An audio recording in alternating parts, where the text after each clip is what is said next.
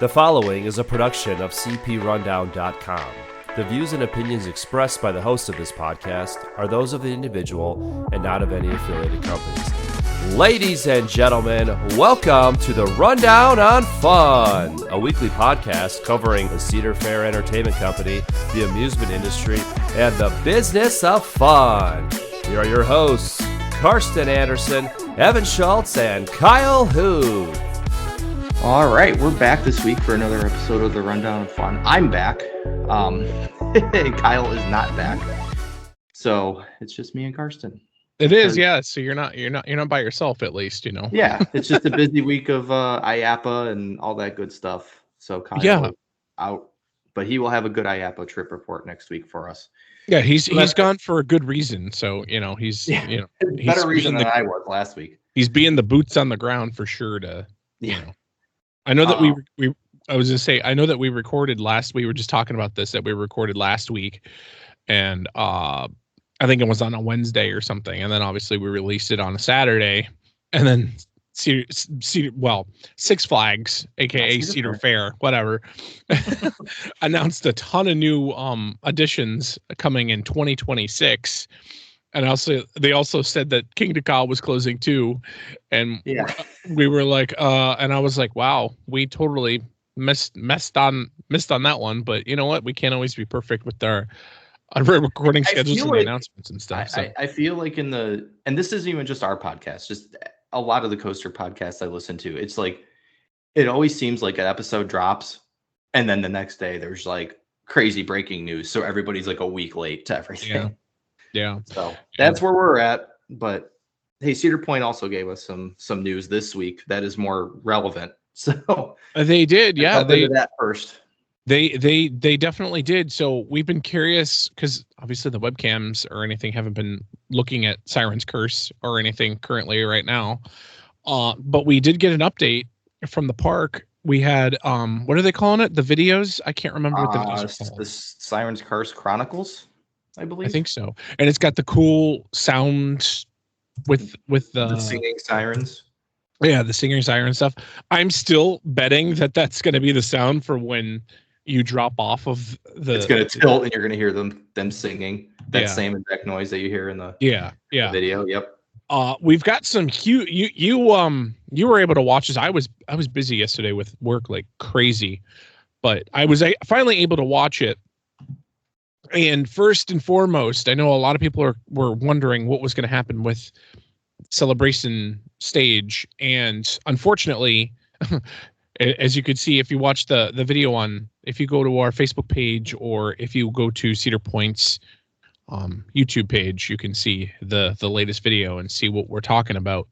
But you can see that they've got a little mini excavator, I guess you could say, on top of the stage where everybody used to perform and stuff, and it looks like it's starting to get rid of the stage. And then they did confirm. And they did confirm that it is going bye-byes. And also another confirmation, but it really wasn't even on anyone's radar, is they're moving Iron Dragon's queue line where the entrance used to be over there, and they're moving it over. They didn't say where.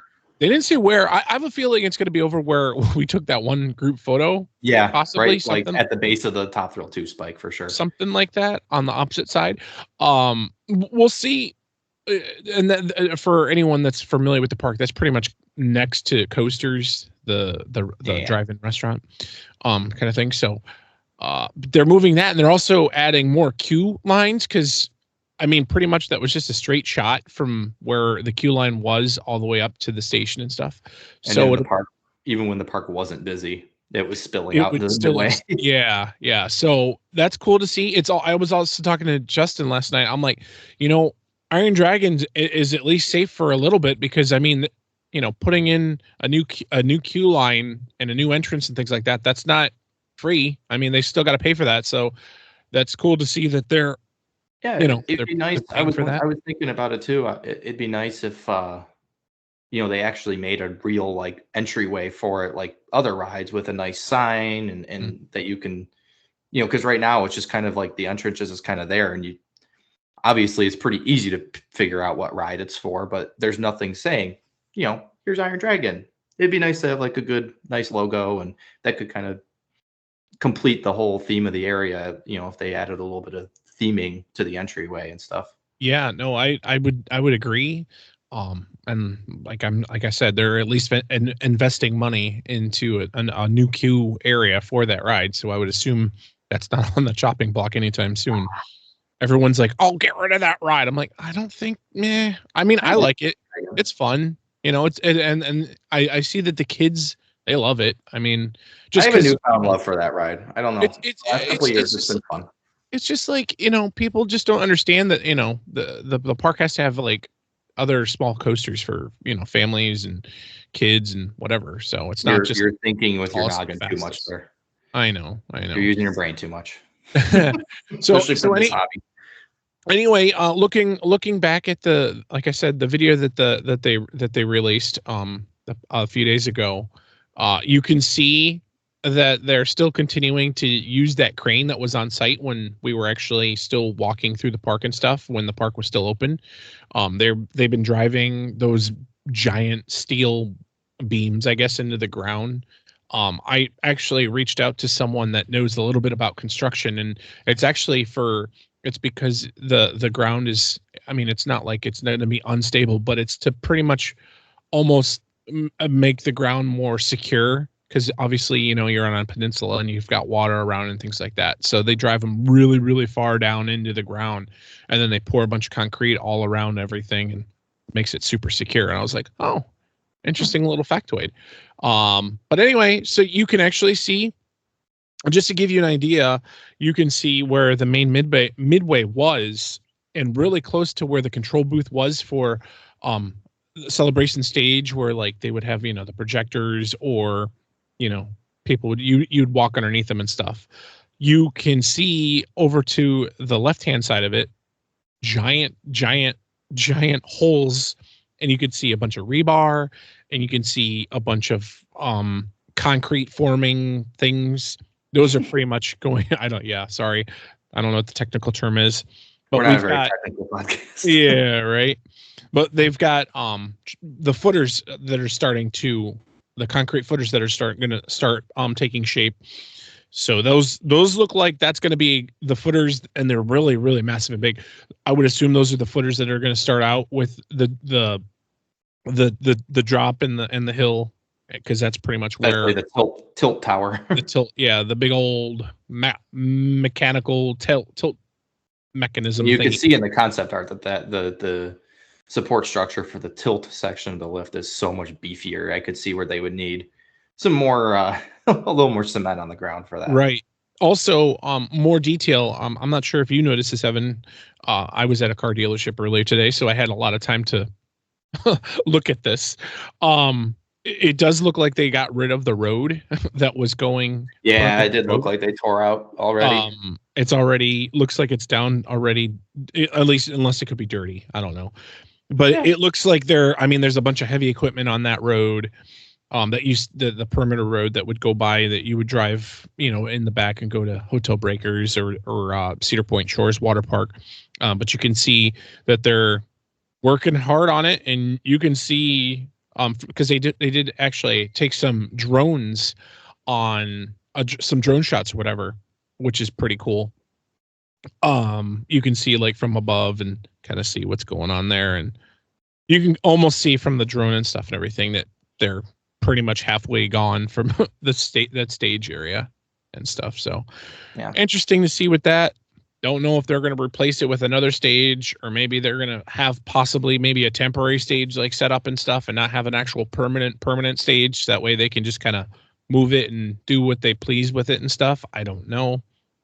And then also they have another photo of the said footers that are going to be poured here. I probably would say, I mean, it looks pretty close. Probably within the next few weeks or so, we should probably see, footers starting to get poured and things like that. And then also, if you zoom out with the drone shots and stuff and everything, you could see. And then also, I think we posted not a few weeks ago, earlier in the week. It's been so crazy with the holidays. Brand new track has been showing up. From like all the track, if I was gonna say close to all. You can see a lot of track that's, there's also some track. When I was in Sandusky, you can kind of see there's still track offsite and things like that. Jeez. And then they've got the footers and all the columns and all that fun stuff and everything. So they're definitely moving a lot faster. And it doesn't, looking at this and everything, I thought like once we would get an update, I thought maybe they would already have some concrete already poured. Yeah. And so them not having the concrete already poured kind of is like, well, I don't think, at least this is in my opinion, I don't think opening day is the target date. So no, he mentioned, I can't remember the guy's name that did the video, the construction manager, the project manager.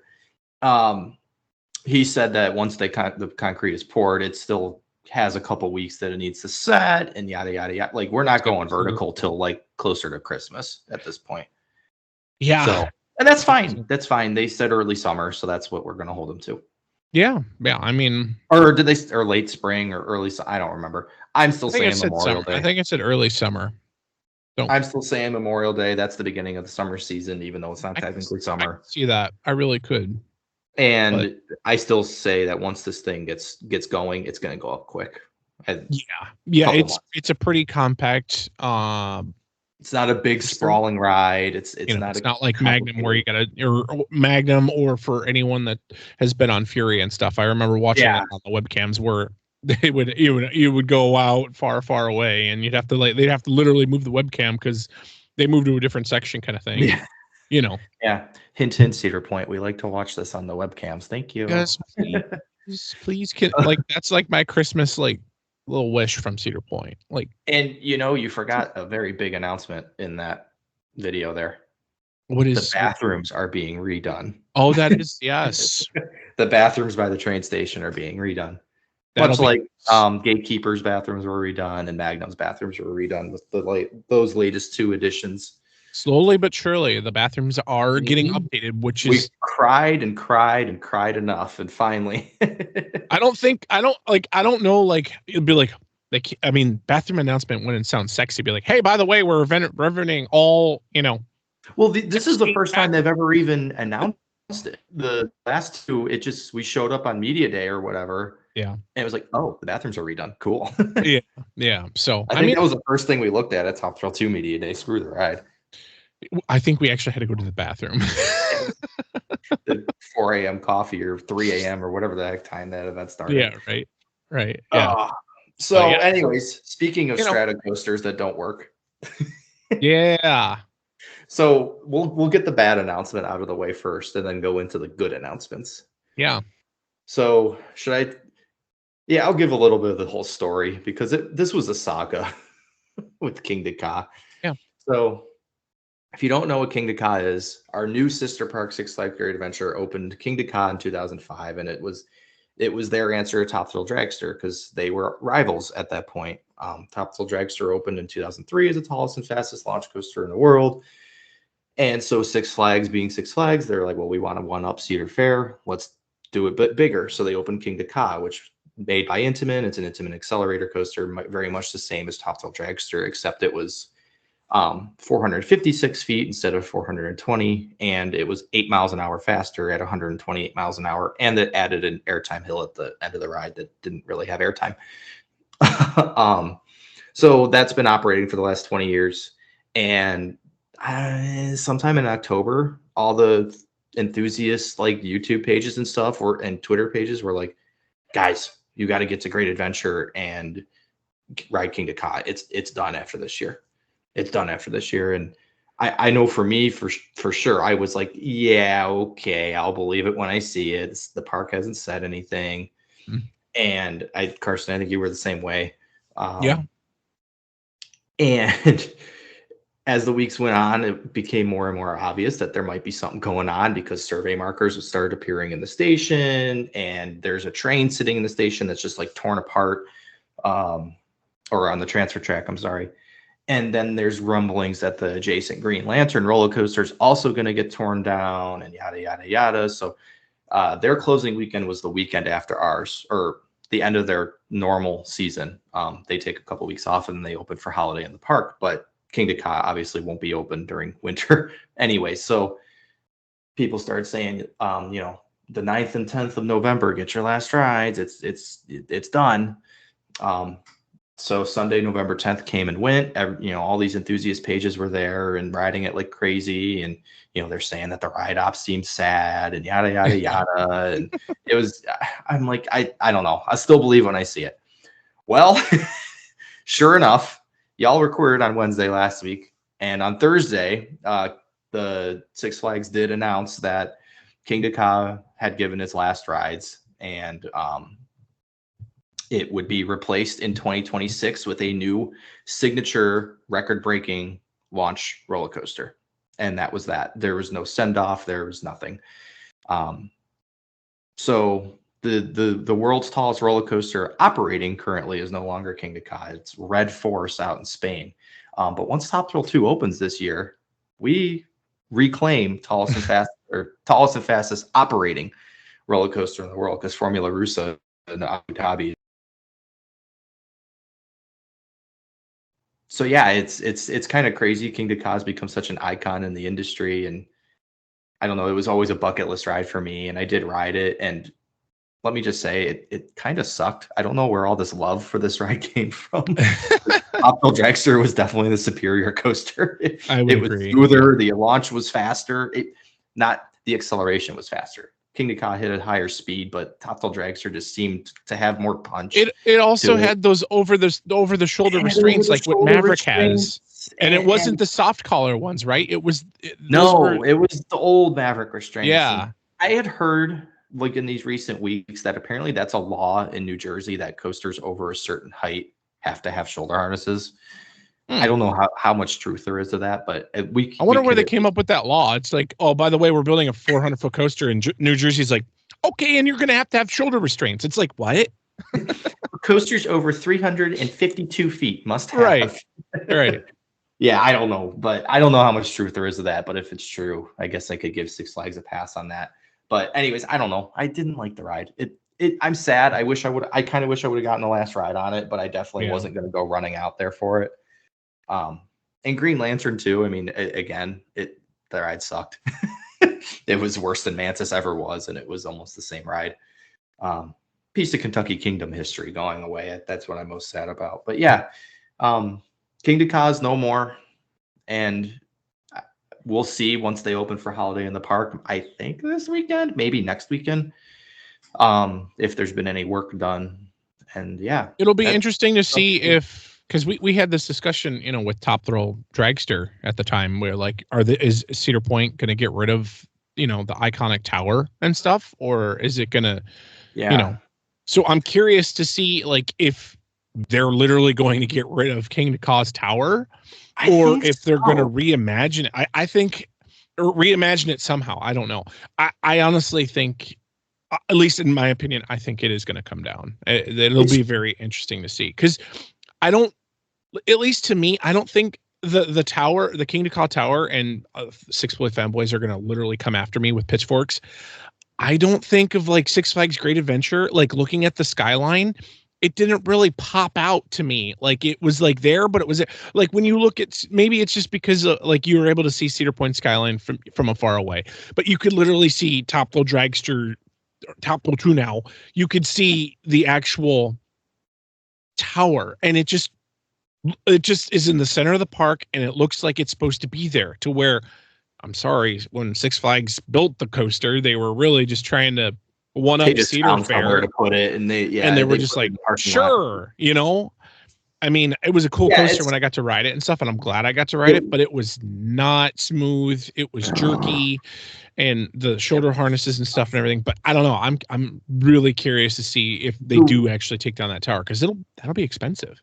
At first, when they, when I was starting to join they're closing the ride train, I'm like, they're not going to get rid of the tower. This is just going to be Top Thrill 2 reimagined. It's going to be Kingda Ka 2, and whether it's Zamperla, or maybe they mended a relationship with Intamin, or hell, Vekoma comes in. I mean, they're the hot commodity in the industry right now. somebody's going to come in and give this the spikes treatment, and that'll be that. And then Six Flags made their actual, real announcement, and the way they worded things with also, they mentioned the drop tower that's attached to the structure that's also closing, and I don't think that even operated this year, but I don't know, just the way that they worded things. I'm like, oh no, I think they even said a completely new experience will replace King Ka. So that sounds to me, maybe they're not in the coaster jargon the right way, but that to me sounds like they're ripping down the tower. So yeah, time will tell. We'll have to see. They're definitely cleaning house, that's for sure, because they're getting rid of a lot of stuff that was standing but not operating. Yeah, I'm glad I got to ride the parachutes before they decided to get rid of them, because that was standing kind of the dumbest ride, but it was actually pretty cool. So that was standing but not operating for at least a year, maybe 2. Their Texas Twister ride has been closed, and Zumanjaro Drop of Dune has also been closed for, I think, this year. I don't think it opened at all. Maybe it did for like a week. So those all were also announced to be torn down, and then they also announced with King Ka that King Ka is also, even though it operated this year, it's done, and Green Lantern, which also operated till November 10th, it's also done. So that it's time to move on to the good things, but it's definitely the end of an era in the amusement industry.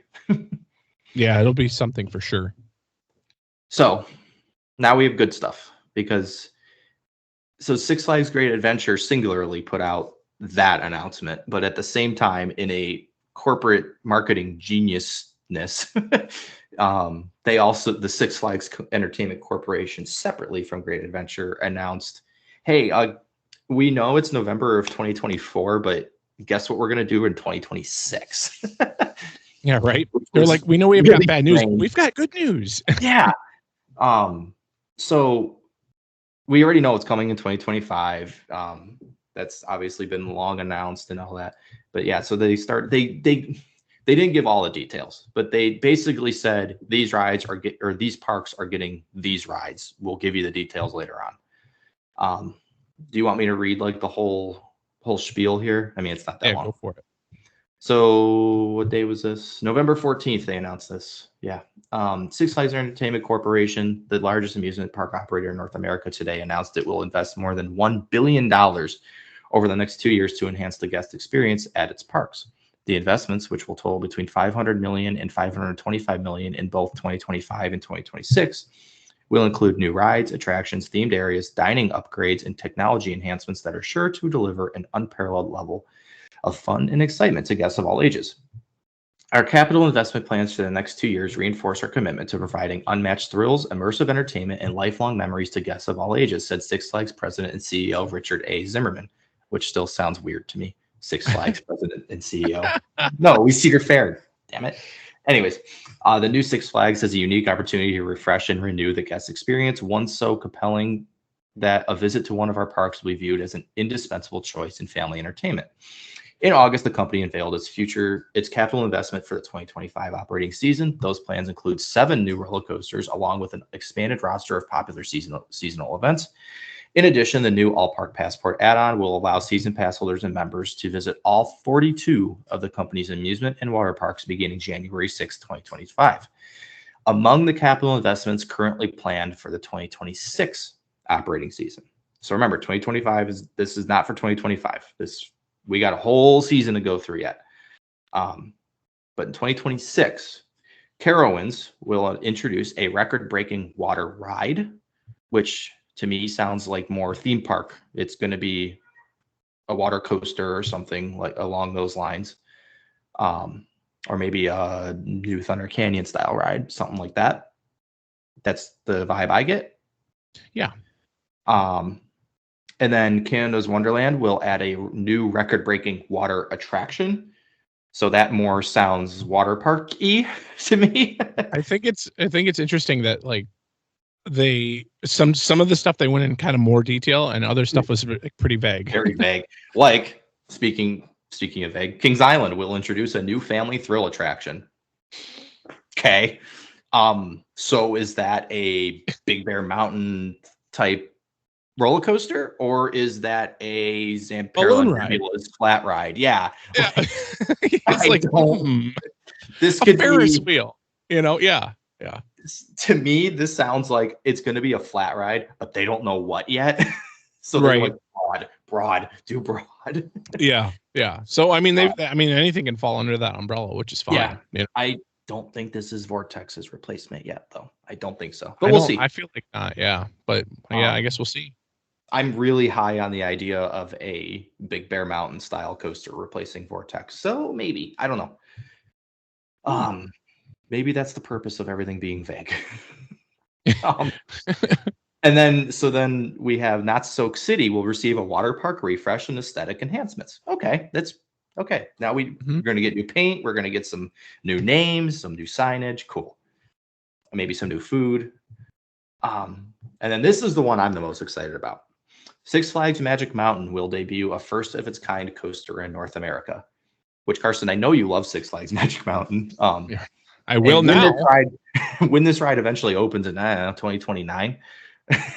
Hey, that was the old Six Flags. Right. The old Six Flags. That was the legacy. I gotta be nice. Yeah. When this ride opens in 2026, in the winter, it's like it said, it's gonna be the first of its kind coaster in North America. I don't know of what is left. I think this is gonna be an Axis coaster. I think this is an SNS Axis coaster coming to Magic Mountain. That could be really cool. Or it's going to be like, it's the world's first 250 foot tall dive coaster. They're going to it's the first giga dive coaster. Right. I mean, you could go. It's possible it's not the first type in its North America. Because all that's left is an Axis coaster and I think a T-Rex coaster from RMC. You could just be out of this world. It could be like the first wooden coaster that literally dispatches and then just the whole entire time you ride the coaster, all the hills and everything. This is literally just me spitballing, but it's all underground. Yeah, literally. Or I don't know. This is very vague. We know there's a good coaster coming. It could be an RMC Wild Moose for all I know, which is not going to be a thrilling ride, but it'll be a first of its kind. Right. But they did say North America, so that lends me to think that it exists elsewhere, which a Wild Moose does not. I don't know. I'm very intrigued by this one, and I do at the end of the day think that this is going to be a big ride that is going to be, worthy of, okay, we got to get to California.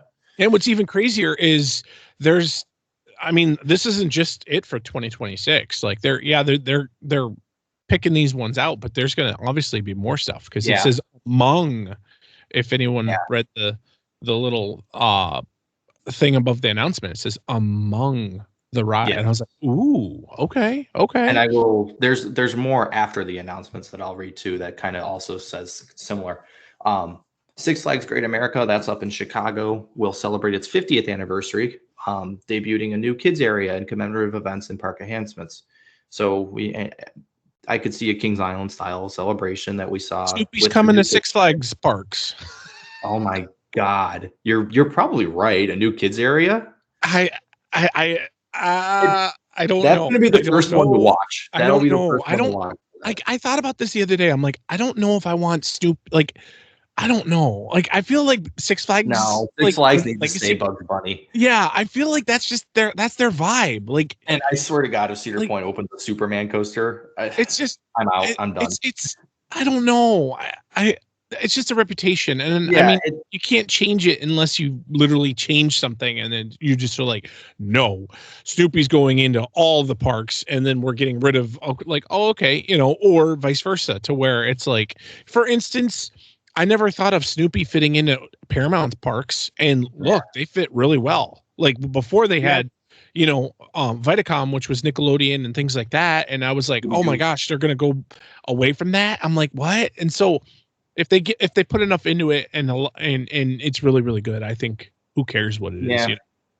But I don't know. Six Flags has been Warner Brothers for forever. That's great though, because they're getting two. So they're getting a new coaster for next year, the dive coaster, and then a new kids area very well could include a new coaster. And a new kids area could also include a new coaster. I mean, look at Kings Island, look at Carowinds this year. So yeah, that's exciting. And I'm sure there'll be, a 50th anniversary fireworks or drone show or something along those lines, and park enhancements, clean the place up. It needs it. Really exciting. I like that park a lot. I paint some new pavement, some, They already are building a nice new entrance that was almost done by the end of this year, so that'll be ready for next year. I really like that park.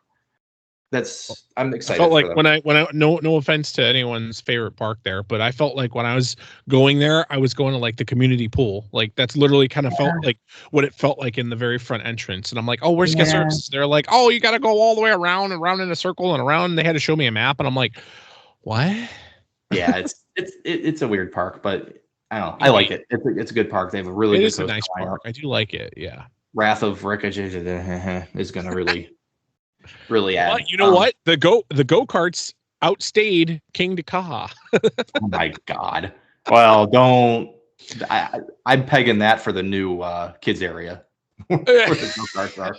By the way, get your last rides on the go-karts. They're going away. I'm surprised. I'm really surprised because that's just a maintenance nightmare with those. I used to do it all the time, and maintenance nightmare trying to keep those go-karts running, especially they're not like, at least I don't think last I was there, they weren't electric. So it's like they're gas and they're just clunky. Well, that's why they cost like $25 to ride.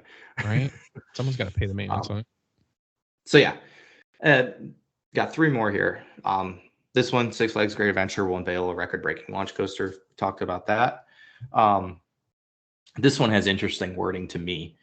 Six Flags Over Texas will unleash a record-breaking dive coaster. So why does this one feel the need to be unleashed?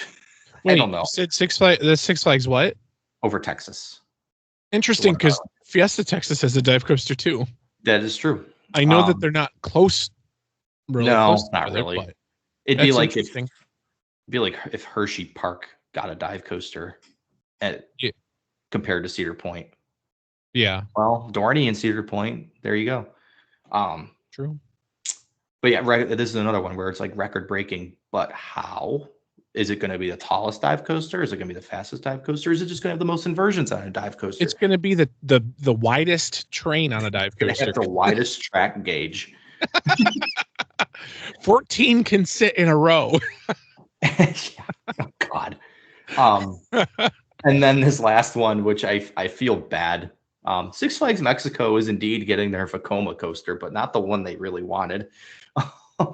Six Flags Mexico will introduce a family thrill boomerang coaster. So Kings Island Snoopy Soapbox Racers.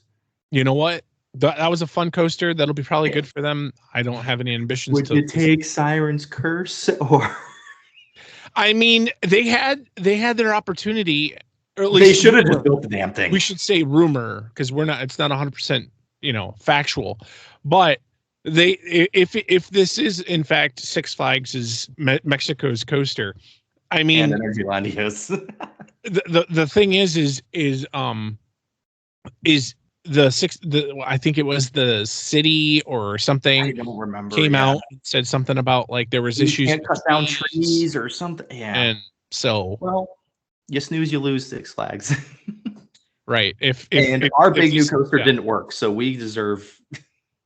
We're so lucky Top Thrill 2 didn't work. We would not be getting Siren's Curse. That's just my opinion. I don't know. I mean, I don't know. Maybe. Yeah, I don't know. Anyways, that's for an off-topic episode that we don't want the park listening to. Yeah, right. Anyways, so the statement goes on to say the capital investments will go far beyond new rides. More than $80 million of the overall 2-year spend will go toward food and beverage upgrades. So basically, they're just going to be taking a page out of Cedar Point's book there because Six Flags, the Six Flags Legacy Park needs it bad. They started to the last couple of years for sure. Yeah. Including new restaurant concepts and improved menu offerings. More information on these, and then going back to our conversation there in the middle of the announcements, on these and other investments which seems to me says that we're not done announcing stuff, but these are just the ones we wanted to say now. Right. There's more rides coming, I think. This doesn't mean that Cedar Point ain't going to get a flat ride next year or something. Will be shared by both Six Flags and the individual parks as details and timetables are formalized. This is an incredibly exciting time as we lay the foundation for growth for the new Six Flags and focus on what our team does best, make people happy by delivering the best possible experience and value to our guests each and every day, concluded Zimmerman. So yeah, 2026 was already, this is going to kind of throw a wrench in our Cedar Fair Six Flags Santa. Yeah, I was going to say they came out with their own. They're like, oh, hey, yeah, the rundown on fun. That's a great idea. Hey, we're going to beat them to their punch. So when we do our episode, we can skip Carowinds and Kings Island because, yeah.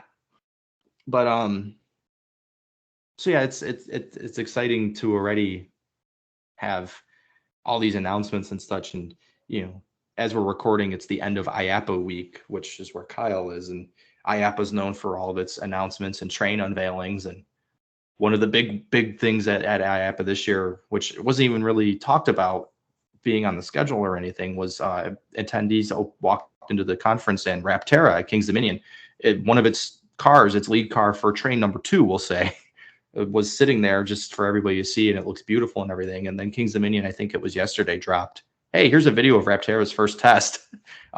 Train 1 is on site at Kings Dominion, and it's testing as of yesterday. And it looks great.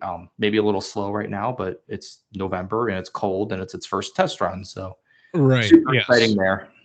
Yeah, I saw everyone was like, "Oh wow, that's really slow." I'm like, "It says it's its first run." Kind of like the speed. It looks nice and graceful, and I don't know. It looks like a really good ride. I'm very excited. I think it was just, let's just make sure nothing hits anything, clearance issues, and if I remember, the concept art or the announcement trailer showed it rolling into the launch, like say Maverick's second launch, right? And in this video of this first test run, it was launched from a standstill. So either A, the concept video was not correct in that regard, or B, we're going to be rolling into the launch for real, and you already have that added speed going in. That's going to increase the launch speed by a good couple miles an hour at least. So I don't know. We'll see. It'll be a phenomenal ride regardless. I'm excited. I'm so excited. I can't wait to ride it. I mean, I'm glad we got to see it like up close and personal and stuff and everything. And it looked really, really cool with just fitting really well into that area with the colors and just everything just coming together and stuff. So I'll have to reach out to the park and see if we can get on the media list and see if we can ride on media day or something. Yeah, so drive all the way down there in March. Hey, YOLO. If anything, testing on November 21st is pretty surefire sign that it's going to be ready to go in March. Yeah, I wish I'm very adamant about that. I mean, we're still obviously waiting for Cedar Point to announce their opening day, and then we're also waiting for, I think, all the parks, like Six Flags Legacy Parks and Cedar Fair Legacy Parks. Like the Six Flags company, I don't think has announced any opening days just yet. I don't think so. I think someone was asking the other day because I'm on like all kinds of group pages, and there was like for Magic Mountain or something, and someone was like, "Hey, is Magic Mountain closed January all the way through March?" And I was like, "No, they just haven't announced their hours yet. They probably just haven't updated their hours, aka they haven't updated their hours." So I'm like, "Well, what are we doing here?" Universal hasn't even put their hours up for January yet.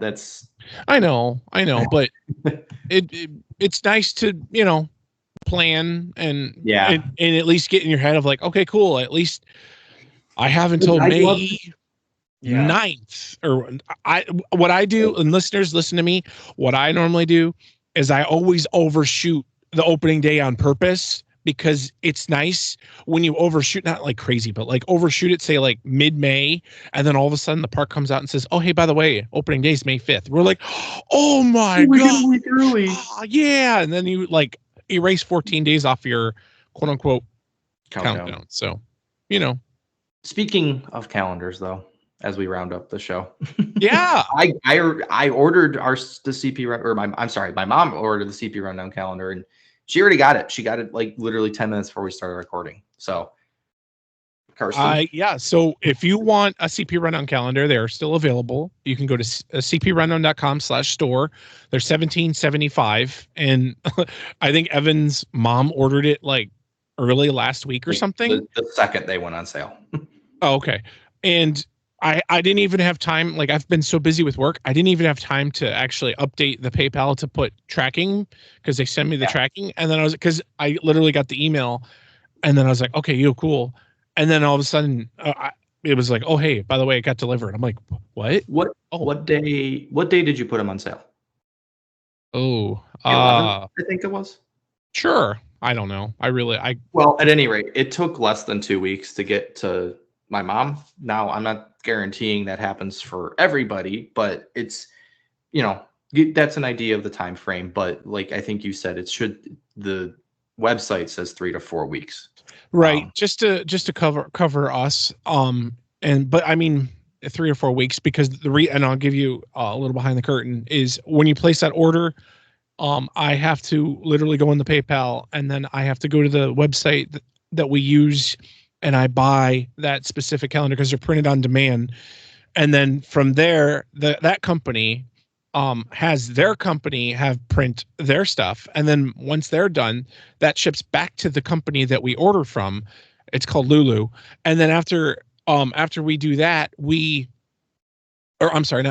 they send out everything. Like, they ship it, they do all the whole 9 Yeah, yards. the calendar's never in your hands. It's so, yeah, it never crosses into my hands. So literally it goes from me, so if you order it, it literally comes, from me, and then I literally send that order to the printing company, and then they do the rest, and then you end up with your calendar. It just depends how busy that company is, and they're based, I think, in like North Carolina or something. So I've gone in Charlotte. If you're a Carowinds person, you'll get it quick. Probably, yeah. I was gonna say, I went with that company because, like, I'm not a big fan of like the Walgreen calendars, because like it's the thickness of the actual calendar. It almost feels like an oversized and overlarged, like, just picture image, like the what is it, the material that you have, like, with an actual picture when you get from a printer. Oh, okay. Like that shiny, glossy. Yeah, like when you used to take your camera rolls, your film rolls up to Walgreens and get them printed. That's okay. Yes. So to where this has more of a thicker cardstock, and it's also got metal rings to flip the calendars. Is it the same company as last year? Yeah, we've actually used the same company every single year. I've not they went up a little bit in price, but I think that the quality and quantity, that, like, it's nice that I don't have to order 50 you don't calendars. have to have a minimum of 500 or some crap. Right. Yeah. And then also, if you are going to the Great Ohio Coaster Club party, it's going to be at Waldemere this year, I believe, on December 14th. Let me look at the Saturday that's around there. Yeah, 14th looks right. Yes. I will be there, and I will have calendars for sale. And I always do like a calendar special. So $15. So if you're going to be at that party or whatever, at $15, because you don't have to pay for shipping, and so on and so forth. So I just group it in there, and I take a little bit of a loss, but it's a holiday party, and so I'm in the giving mood, and so yeah. Yeah, this does nothing to fund CP Rundown. Right. I mean, CP Rundown is just, it's more of a hobby and a love interest. So I spend money into it. A love interest. Don't get it. You know what I mean. Don't be weird. It's not like that. Well, for some enthusiasts, it is. Well, it's not like that one show where, like, there was like this girl that was literally in love with like one of the flat rides that was like at Knoebels. Yep. Mm-hmm. That, like, touching the grease, and I'll just keep it at that. All right. We're gonna Didn't she get married to the ride? Didn't she? Don't know. Anybody, if anybody wants to Google that, feel free. It's a little X-rated for this podcast, and I'm going to stop right there. So people are freaking weird, man. Hey, you know what? And then Evan, you speaking of weird, you've been literally nonstop playing. What have you been playing the whole time that pretty much the park is closed? Yeah. So Planet Coaster has been a game for what, 8 years, 10 years, something like that. It came out 10 years ago. Well, they came out the second edition, and it was released Wednesday after the election. Closed. Yeah, the day after the election. So that was a mood boost that week. But the day, so perfect timing with the park closing. And that's pretty much all I've done this off season, because I usually go to a lot of Monsters hockey games. Well, they've been on the road like all of November. So I've been playing Planet Coaster, and it's for all you Roller Coaster Tycoon fans out there. It's just the new and improved. It's super hyper realistic. It's very nitty gritty, like very, very nitty gritty. But it's not so complicated that the average person can't do it. Like, right. It's not like No Simulator I think it was called No Simulator or No Limits. Sorry.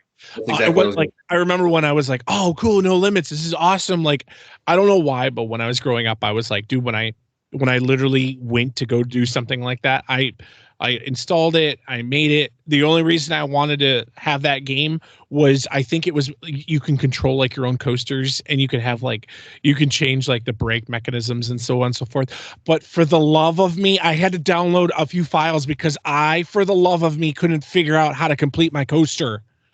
And so I was just sat there at the screen for days, just whatever. So now what's cool with Planet Coaster is you can build craziest of crazy, and literally you could be like, auto complete. It'll literally auto complete the track and stuff and everything. Doesn't mean the coaster's gonna make it all the way through, which is interesting. Yeah, you gotta know a little bit about what you're doing. But the thing with Planet Coaster is it's for anybody. It could be, the 2-year-old, no, maybe not 2-year-old, but the 4-year-old that just wants to dick around on the computer and have fun, and it doesn't have to be realistic or pretty or anything. It works for them. But for me, or a lot of people and there's people much more talented than me for sure. If you look on YouTube and stuff, for the people that want to just dreamed of building an amusement park their whole life, and have a lot of trips that they've taken in their lives, and they want to emulate that on this game, you can do that, and it could be so hyper realistic. It's insane what these games can do. Not to down talk Cedar Point, but the graphics in this game are better than the animations that Cedar Point puts out for new rides. It's crazy. And just the scenery, and you could play it with just building without worrying about money, and run it in the actual business side of theme parks.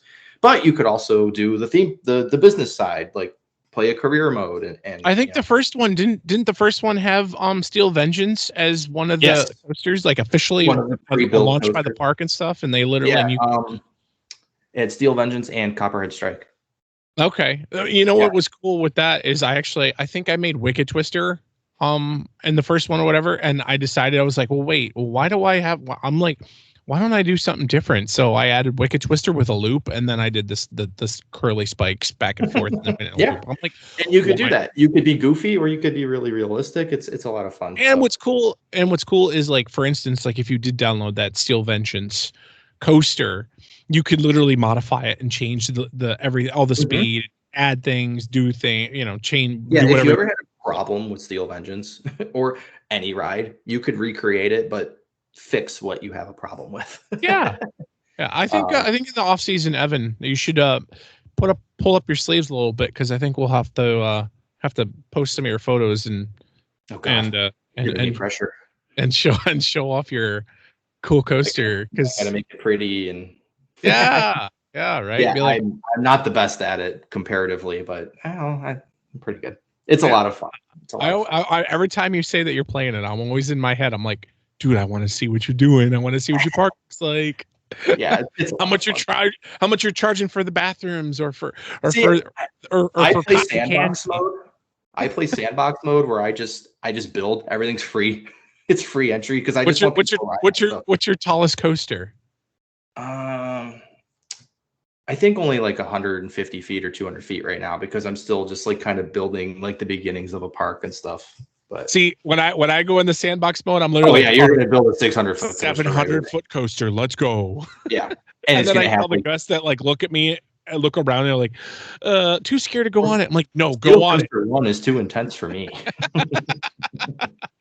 It's fun. It's fun to, pass some time in the off season. So. Dude, if I sit down and start playing it, 3 hours, 4 hours go by, and it's like, oh. And you're like, well, there goes that day. Yeah, and all I did was build a station and make it look really realistic. And, Yeah. Yeah, no, I'm excited. I'm excited. I think next week we probably are like 95% positive we're going to record, because I think Kyle's going to talk about obviously what he got to experience at IAPA. He got to see a Trump something or whatever at IAPA. I'll just leave it at that. It was a you know those stupid fortune teller machines? Yeah, somebody at IAPA made one of Donald Trump. And I knowing this industry, I can't believe anybody would buy that.